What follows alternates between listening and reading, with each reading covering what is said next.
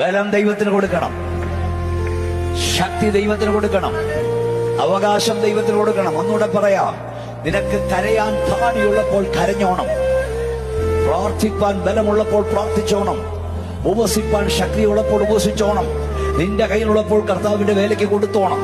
ഞാൻ കൂടെ കൂടെ പറയാനുള്ള പദം പറയട്ടെ, കരയാത്തവനെ കരയിപ്പിക്കാൻ ദൈവത്തിനറിയാം,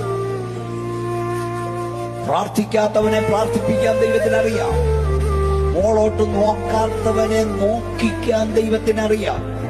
പ്രതിസന്ധി വന്നിട്ടല്ല നീ കരയേണ്ടത്, പ്രശ്നം വന്നിട്ടല്ല നീ കരയേണ്ടത്, നേരത്തെ കരഞ്ഞോണം.